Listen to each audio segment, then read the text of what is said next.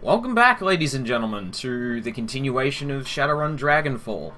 Now, before I start recording here, I want to quickly apologize to anyone who watched the first few parts on YouTube.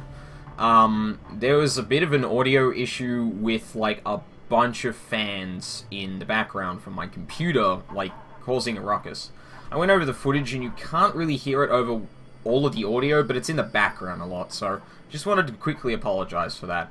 But I hope I can make it up in the fact that I actually have a very good quality mic right now, compared to the webcam mic I was using before. I'm still recording on the webcam, I'm just using a snowball now. So, I should sound much more pleasant to listen to. So yeah, I really hope this turns out good. This is my first, like, big recording section with it. I did a couple of live streams with it, and it seemed to sound a lot better. I went on TeamSpeak once, and everyone there that I usually hang out with couldn't recognize me, because apparently I sounded so different. Hopefully it's not too jarring, but hopefully it's, yeah, much better sounding. Now, back to the game. Where did we leave off last? We were tracking down the, Fixer, I think it was, who set up the job that got Monica killed. We actually found him, yeah, that's right, Das Kesselhaus Hotel. Search for Green Winters. Which sounds like... I don't know if I mentioned this in the last few parts, but that's like one of the worst aliases of all time. Like, that sounds unbelievably fake. It's hilarious. The Drug Pit. Das Kesselhaus Hotel and Nightclub, crown jewel of Dragonfall, the filthiest kiez in Berlin. Opening the door to the ground-level dance club is like bashing your head into a wall of sound. Flashing lights stab your eyes and the air is perfumed with cheap synthahol and engine grease. I was about to say that sounds like every nightclub I've been to, except engine grease usually isn't a thing there. Unless you go to particularly bad ones. Everything in here is cranked up to 11. A playground for the numb. Green Winters is somewhere in this building. You steel yourself for the sensory assault and step inside. The team makes a quick check of their weapons and follows you into Das Kesselhaus.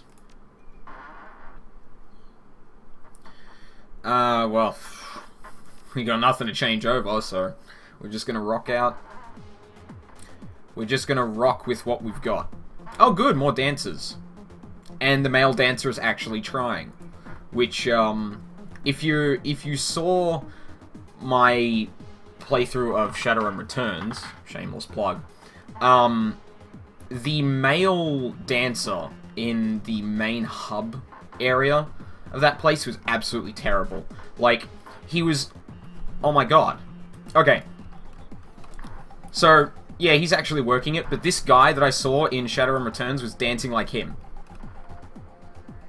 Literally that, just... I mean, he's kind of doing it to the beat. I was going to say he's off, but... Yeah, imagine this right next to a dancer who's basically doing this. It was bizarre. Especially the fact that the guy doing this was actually getting more attention than the woman doing stuff like that. I don't know, you got me. Anyway, let's try and get past the bouncer. The troll working the door might be the shortest you've ever seen, and the thickest. Despite the pounding music and the writhing bodies, his face is buried in a comic book. He looks up, gives you a cursory once-over, and sighs. Welcome to Das Kesselhaus, now under new management. Again. There's no cover, just go in and get your fix. That's Kroner at the bar over there. He'll take care of you.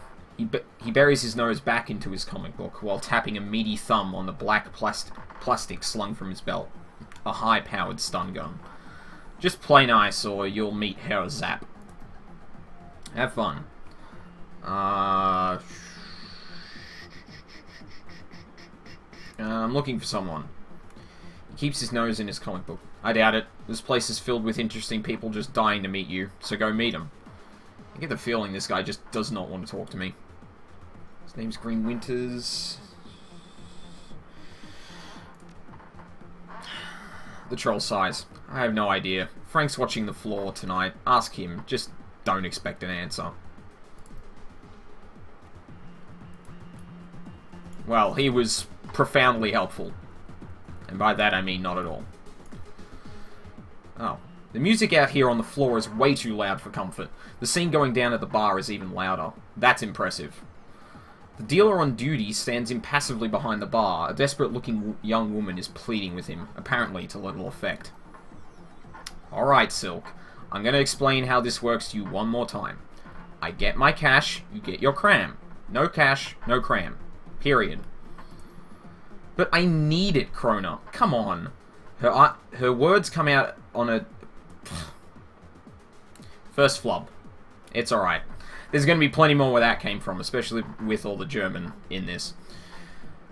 Her words come out in a desperate whine. Pale skin, sunken eyes, and a trembling lip all point to the early symptoms of withdrawal. Oh, God. And I have cash. I totally do. It's up in my room, but you guys won't let me up there to get it. Hotel's under new management, beautiful. You don't have a room anymore. Whatever was up there, you might as well forget about it. But that was all I had. And I have to get right. Soon.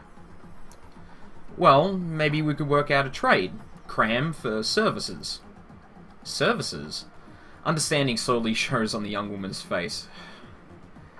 I didn't know how long it was going to be before in this nightclub something like this was going to happen. And it took, I want to say, under a minute. Filthiest place in Berlin confirmed. Come on, Krona, you've got to be fucking kidding me. Do you want the cram or not? She sets her jaw, a look of disgust on her pallid face. That ain't gonna happen, chummer. Not now, not ever. The bartender shrugs. I give you about half an hour before the shakes set in. When that happens, you know where to find me. He turns to another customer with a smirk, leaving the desperate young woman crumpled against the bar. Only the best people show up in Das Kesselhaus. Maybe she can help us. Silk looks up at you, a look of abject misery plastered across her face. Leave me alone, okay? I've got problems to deal with. What have we got here? Sounds like new management stole your property. I'll help you get it back. Hook you up with cram. Cram habit is rough to shake. I know a place that can help you clean if you're interested. Let's see if we can get her to answer some stuff. Really? That'd be incredible. Her lips struggle upward into a facsimile of a smile. I really need that money. I left some things in there too. You know, personal stuff. I can be very discreet. Well, I can be discreet if I know what I'm actually getting into. If that last mission was anything to go by, then... yeah. My stuff should be in room 304. That's where me and Nadia and... I immediately said Nadia, but... I'm gonna go with Nadia. Screw it. And Sarah was staying until... well, you know. I'll be waiting right here when you get back down. So, what do you need to know? Okay. Winters. No, I don't think... oh, wait. Yeah, I bumped into him here a few days ago. I remember because his name sounded like a kind of chewing gum. Like I said, fakest name ever, right? I don't think I remember seeing him leave, so he's probably holed up in his room.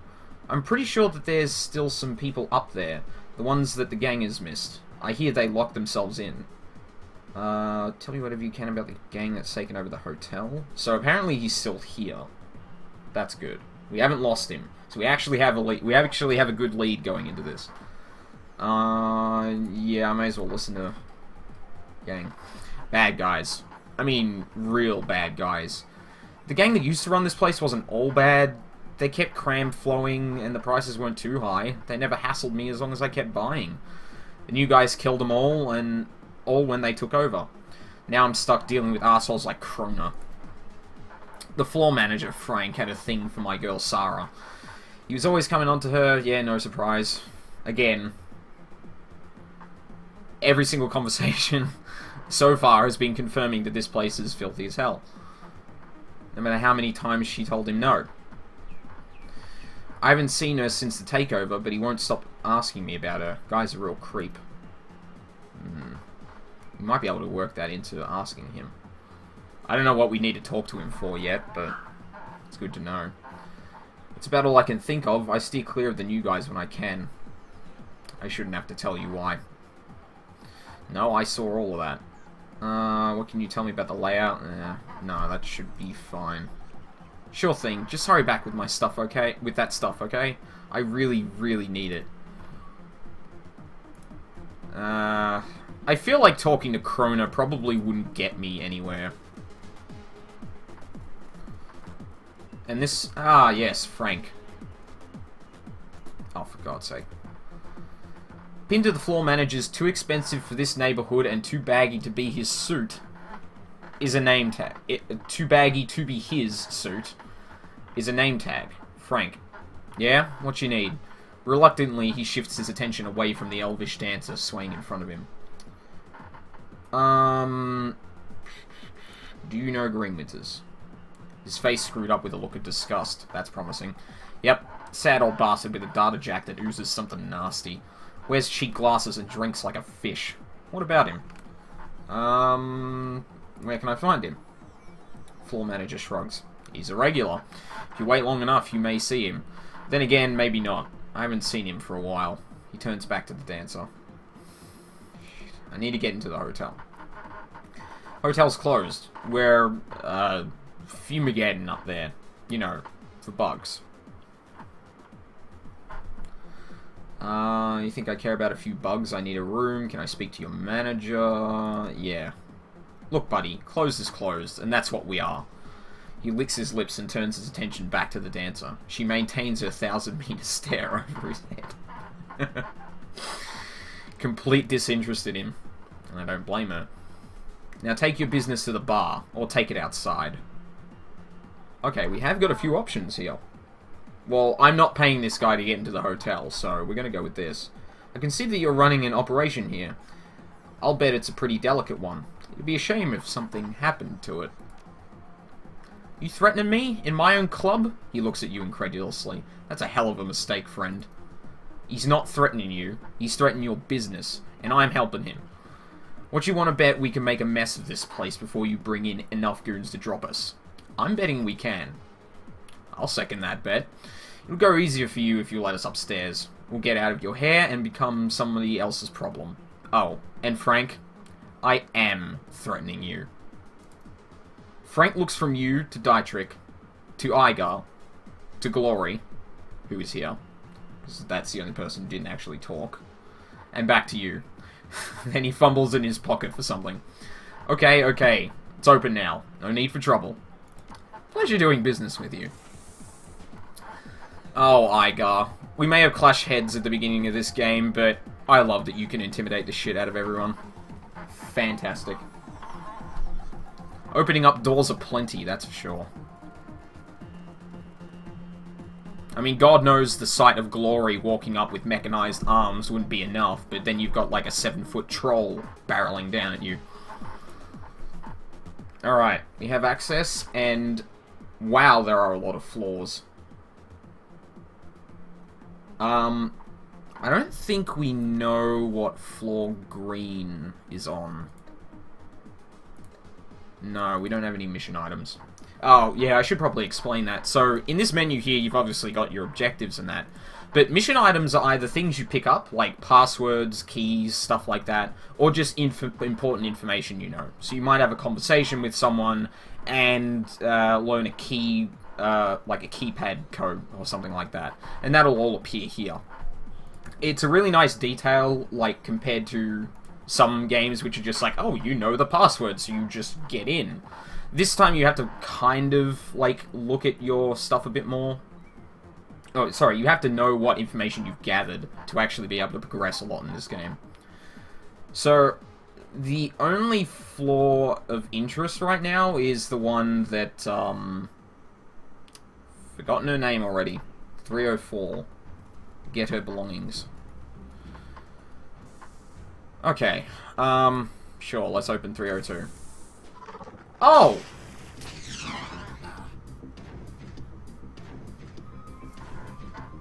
Fucking scorpions! I guess he wasn't lying when he said there were bugs in... I totally thought he was pulling my leg. Although, let's be honest, he's still not fumigating for bugs, but... Ooh, Alexi's actually doing some work. That's amazing. Let us haste Glory, as is custom. Iga. Well, Iga's got the sniper rifle, so she just sits back and fires. And misses. First one of the night. I'm going to try and keep a tally today and see how many times that happens. I don't think I'm going to be able to count all of it, but I'm going to damn well try. Let's have a look at abilities. Yeah. I'm going to activate the adrenaline pump, get some more AP up in this. Oh, I really should switch to hand raisers. Man, I love there are hotkeys in this now. It's one of the...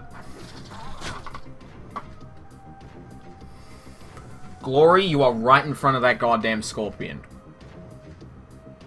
You just follow through, like, right at it. It does not move that fast. Oh, man. Yeah, I guess just gonna fuck. You know what? I'm gonna use the Eagle Totem. I get the feeling I'm probably gonna need the accuracy. Die Trick, do we want you doing anything? Yeah, I'll probably have to give accuracy to Glory because she's doing horrible at the moment. Come on, Igar. You got the sniper rifle. You should be able to hit that. It's not a small target. See, this is one of the things about very hard. The percentages to hit are actually incredibly, well, much smaller than they were in the standard difficulties in that. It's probably the only difference, but... Oh, shit, that's not good. I haven't been healing either, because I'm just like, it's a scorpion, it'll be fine. Nope. What was that? Oh, whatever. Yeah, we're not in a good way right now. I can really only heal Lexi for one, because that's how, yeah. To recap, magic damage only heals for last wound, rather than a set amount of health like medkits. So, you need to be on top of your healing if you're doing magic-based healing, which I haven't been doing, so, yeah. We're already taking way too much damage, and this is like the first fight in this area. Okay, we killed it. That's fine. Oh, and you'll notice that my party just got healed. So after every fight, your last wound heals. So you get all that health back. You don't get all of your health back, but you get, like, yeah, you get last wound. Which is still pretty significant, but if you're not paying attention to your healing, then you're still kind of injured. It rewards you for really being on top of your healing and that, and having knowledge of, like, okay, I can take this thing down, okay, I don't need to worry about wounds. As opposed to, this fight's gonna go long, I should probably preserve my health. Alright, room 304. Let's go grab everything. Silk, that's her name. I don't know why I couldn't remember that. Silk's teddy bear. And a signed cookbook.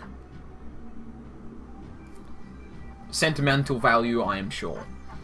Is there anything else we want to do up here? I guess we're going to have a look at 305, if we can open that door. Which we can. Cool. Anyone home? No?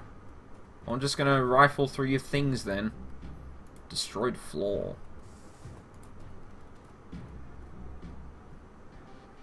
The floor at the end of this room is beginning to cave in. A trickle of light spills up through the cracks in the floorboards from another room below.